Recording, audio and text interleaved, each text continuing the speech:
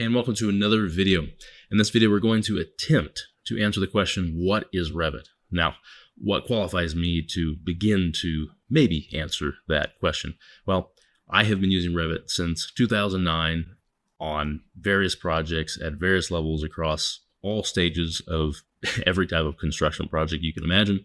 And for all of those projects, I have served as the technical lead, whether it's just internally or amongst all consultants on the project. So my hope is that, at least from my perspective, I have enough experience to be able to answer this question, to give you an idea of what Revit is and what you might expect from a program like this. Okay, so we're going to jump into Revit and what you might see when you first get started. So here we are on the Revit home screen, and there's nothing special about the Revit home screen, but here we are in Revit. So first of all, I'm going to attempt to answer what it is in the form of like the most basic answer. And it is simply a modeling software that allows users to build some sort of a model, 2D, 3D, to deliver some sort of a package, a construction package. Revit can be used at any point in the project to develop any part of those deliverables. But generally speaking, it is something that you pick up earlier in design and you build that model out, you detail it out, and you deliver generally 2D sets of documents to a contractor so they can build the building and carry that through construction. So that is the base level of what it is. And the reason Revit is so widely adopted is because it allows for all this to happen quite seamlessly within just one single program.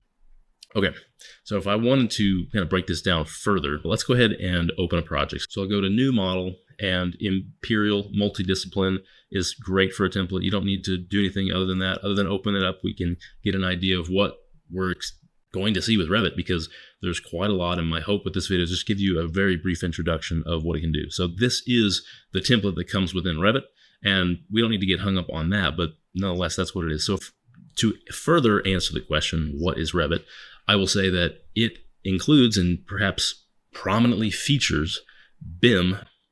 And of course, if you haven't heard of what BIM is, it's Building Information Modeling. And generally speaking, people think of BIM as simply, I model in 3D, or I have a 3D model. Well, it's not just that. It is actually everything beyond that, everything more than that. So what Revit is basically a collection of data points that make up a 3D model. So that's what I would say also Building Information Modeling is BIM.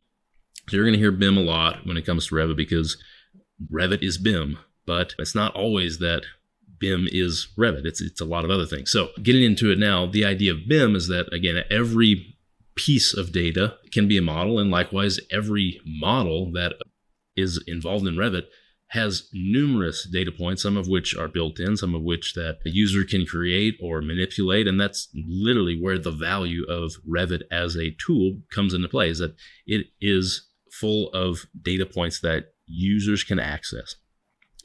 If we're looking at BIM in general, obviously that's like the main feature. But I would say the next part of that, and something that is almost a subheading of BIM, is that Revit itself is fully parametric, meaning that we have a set of parameters, basically those data points that we can manipulate. And so if I'm coming over here and I've done nothing but open a project, we can see that I have properties over here, and these properties are specifically for this view I'm in. And it just happens to be a level 1 plan of an architecture project that there's nothing, there's no data, there's just it's empty space. But over here, we have tons of different data points, or parameters as they are technically called within Revit, that we can choose to manipulate, whether it's the scale or certain disciplines, how we want to order this view. We also have different ways that we can manipulate what we're seeing, whether that's cropping the view or changing the depth, of changing the view range. Obviously, the names of the views, it's kind of endless. So you can imagine just there are all these data points attached to every single element that you have. And that includes views, or you could call them elements, but if they're not even a part of the 3D model, they may have their own set of different parameters that you can manipulate to show you how 3D model looks in a different way, or to pull specific data points out of 3D model. So there's all kinds of things that can happen. Again, it is parametric, which means you're taking all these data points and you can fully manipulate those as you need. So the next main feature is that Revit itself is a 3D program. So I can come up here to hit this home button, which is actually really easy to find up here. It's just the home, and all this is going to do is create a default 3D view. And again, like I said, this is a project, it's a template, it comes with Revit pre-installed, but there's no actual content here. What we're seeing is it's not model, it's just different forms and boxes or whatever. I can get rid of some of these if I really wanted to, but there's no content here whatsoever. So what we might want to do is go back to our views over here, and let's just draw a few walls here. And we don't need to get hung up on the tools. This is just showing you kind of what it is, but I can draw some walls here. I can go back to 3D, and then we can see, yeah, I've got these walls. And again, I want to select one of these walls and show you that some of these properties over here begin to update. And what we can see here is that I have specific data points or different parameters that are now accessible because I've selected this particular wall. And in this case, it's a wall, and I can determine the height, I can determine where it starts and stops, I can determine the thickness by editing certain properties. So you can see, again, those are all just data points, which is really, really helpful when it comes to manipulating data and ultimately taking that data across all the way through construction documents.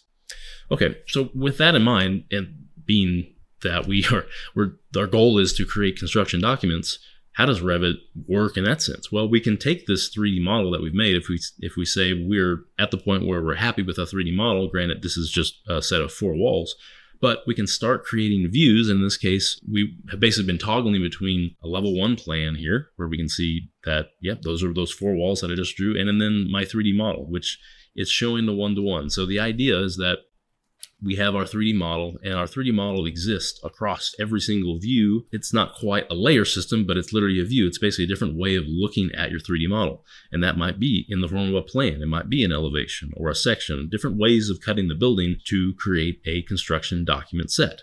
So that's fantastic. And that's literally the whole point here, is that we can just build a 3D model correctly, or let's say correctly enough, and ultimately receive a set of documents that can be carried out through construction with that 3D model as our base. And that's awesome. Okay, so what is the general workflow, and where does Revit integrate within the process of a project or a construction? Well, I've used Revit all the way from the most pre-designed that you can possibly get. And you're talking about a feasibility study. Again, data is huge here. So you can even plan a building that might exist before you even might start 3D modeling the building.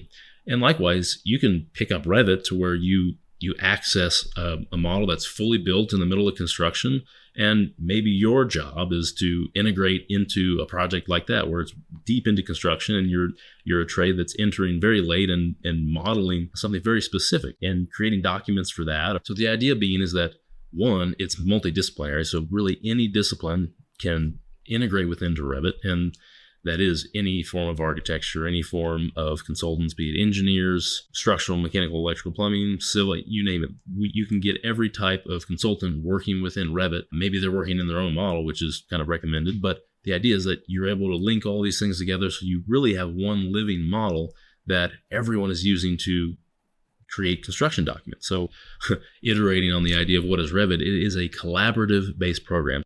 Generally, you'll have your own model per discipline, but the idea is that it is collaborative, and you can basically see these changes updated in real time. It allows for a completely collaborative process. Unlike most other programs, you can't have tons of different projects going on or models going on at the same time, or people working within the same model. So collaborative from the aspect of maybe you have 10 people in your office. They can all access the same model at the same time. So that is immensely valuable when it comes to creating any form of complicated construction document set. And then likewise, taking that specific model and then integrating it with a separate model in the form of a consultant or an architect, you are able to put these models together to create the entire project, to create the entire building. And that is something that really sets Revit apart. So if I had to say a few of the biggest things with Revit, like answering what is Revit, it is the BIM aspect, the data. There are data points all over the place. It is too that it allows for multiple disciplines to work together. And not only that, but collaborate as well. And then finally, along with that, you're able to work kind of however you want, because you might design a different program. Of course, you're able to integrate or link those models in to some degree. Now, I will say a lot of the other programs, SketchUp, Rhino, etc., there are a lot of other ones, generally just create geometry. Now, I know what you're looking at here is geometry, but what we've covered in this video is that the fact that we have tons of different data points and parameters that we can use and manipulate to get the model that we want and to receive the data that we want as outputs for our construction documents. Now, like I said, SketchUp, Rhino, all these other programs, they can do that to a degree because there's some data when it comes to geometry, but the end result, the exported model, generally speaking, from those types of programs is just geometry. It does not have all of these data points and parameters with it. But the nice thing about Revit is that it almost is a place or a hub or kind of a host for all these different types of models. You're able to link in these different models. You're able to import them to some degree, whether you're modeling on top of it or just referencing it in. And if I had to sum up what is Revit into just 2 points, the first one is Revit includes BIM, Building Information Modeling. It has all the parameters of all the different data points that you might want from every single aspect of your 3D model. It is both 2D and 3D, so you can utilize these data points wherever.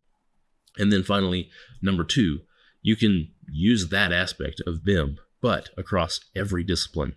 Across every discipline within the same model, multiple models, all contributing to a set of documents, a master set of documents that are used to create the construction model. Now that is just my answer, which is, albeit somewhat objective, but also based on my experience of using this program for many years. And so you might find different answers from anyone else, and they may not necessarily be wrong, because if there's something I've learned in Revit, there's 100 different ways to do the same thing, but it doesn't necessarily mean that it's wrong. So this technically is part 1 of a free course that I have on my school community, and you can find links to join school in the description below, and also join the free Architecture Vanguard community. So I'd highly recommend that you check that out. This is a standalone video. It answers, to whatever degree you agree with or not, what is Revit. And then from there, we take the rest of this course as a Revit beginner course that kind of breaks down all the different details that Revit includes, and we start to get into what it really is. So I'd highly recommend that you check that out if you're interested. So thank you very much for watching. I hope I answered the question, what is Revit?